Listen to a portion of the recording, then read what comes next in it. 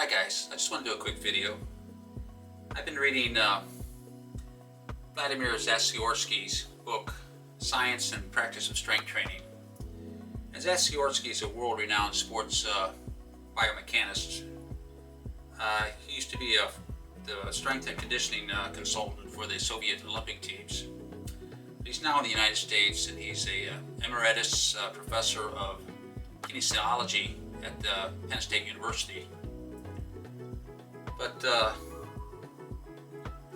his book, in my opinion, should be in every home gym, because a lot of people will spend thousands of dollars on the latest power rack or functional trainer, but they don't want to spend $56 to buy a used copy of Zastiorsky's book, even though if they read it, it will help them to determine what type of training program they should be doing, what kind of sets, what type of a strength training method, and of course it will influence what type of home gym equipment they buy.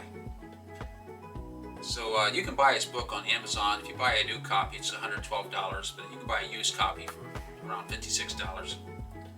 But I was reading chapter 4, and I found chapter 4 very intriguing. Chapter 4 is training intensity, methods of strength training. And according to Zastiorsky, there's 3 ways to achieve maximal muscular tension. And of course, tension is what causes the muscles to adapt. But Zastiorsky broke it down into 3 different categories. One is the maximal effort method, and that's lifting a maximum load, or lifting as much as you possibly can. And the second one is what he called the repeated effort method. And the repeated effort method is lifting a non-maximal load to failure. And the third method, Zastiorsky called the dynamic effort method. And that's lifting a non-maximal load with the highest attainable speed. And the way he broke it down was very interesting to me, because I have a son who tore his pectoral muscles while he was bench pressing 405 pounds. And for whatever reason, he wanted to bench 400 pounds, and he did.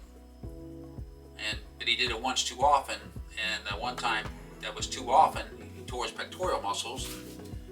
He couldn't lift his arm above his head. He had to get surgery to get it repaired.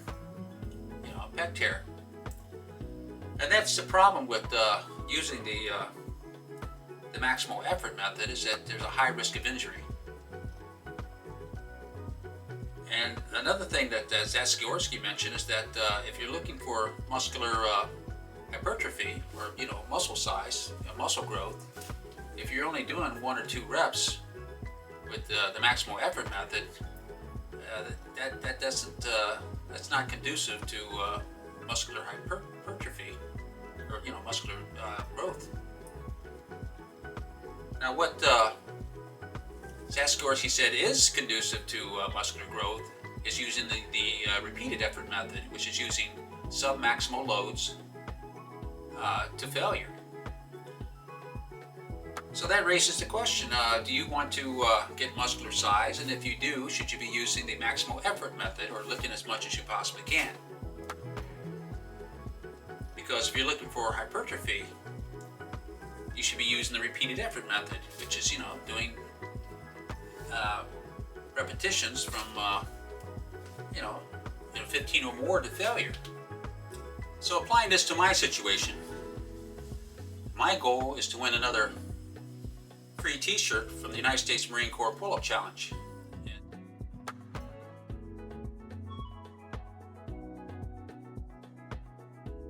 Flying hours per acre.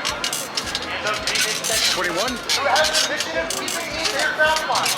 22, 10 years of military experience. Together, their expertise results in 23, aircraft possible for the Golden Knights. The C-140 24, aircraft used by the Golden Knights. one more, A medium-range twin turboprop passenger plane Modified. 25.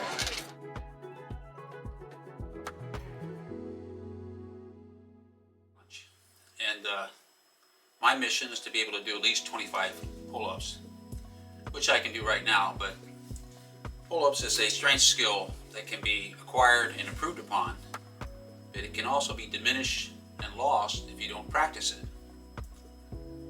And I know this from bitter experience because last year I worked my way up from being able to do 3 pull-ups to 40 pull-ups in about 8 months.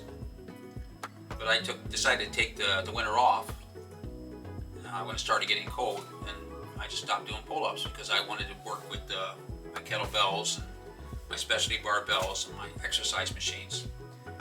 So I just didn't do pull-ups for 6 months, and when I went back to do pull-ups this spring, I found out that my ability to do pull-ups diminished from 40 down to 16, and now I'm back up to 30, and I'm trying to work my way back up again. But one of the reasons I bought Zasiorski's book because I wanted to devise a training program that will help me. And what I learned that I've been doing it completely wrong is that I've been trying to do pull-ups as fast as I could, until I became fatigued, and then I would try to grind out a few more reps. But according to Zasiorski, what I should have been doing is trying to recruit slow muscle fibers instead of fast muscle fibers, because fast muscle fibers results in burst of athletic energy, but it has a fast exhaustion rate that you'll reach fatigue faster. And when I started to think about this, the world's records for pull-ups is 651.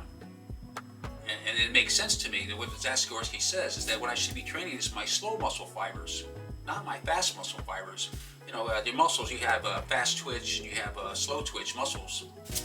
You also have smooth muscle fibers like for your heart, but for athletic performance, especially for pull-ups, if you rely on your fast twitch muscle fibers, you will have a fast burst of energy, but it will induce fatigue faster.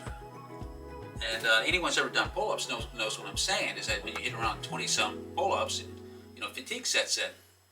But if you work on your slow muscle fibers, your slow twitch, it makes more sense that that the fatigue would be delayed. And that's when I'm revamping my training to incorporate slow twitch muscle fiber conditioning. But if you're spending thousands of dollars on home gym equipment, functional trainers and exercise machines,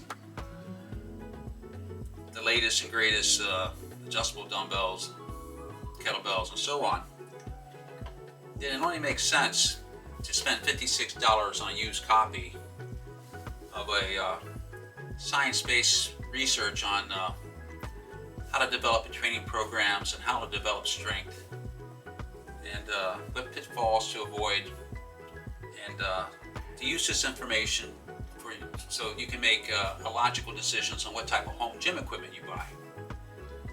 For instance, right now there's a heavily marketed campaign for the collaboration between Pepin and Rep Fitness, their adjustable dumbbells that go up to 125 pounds.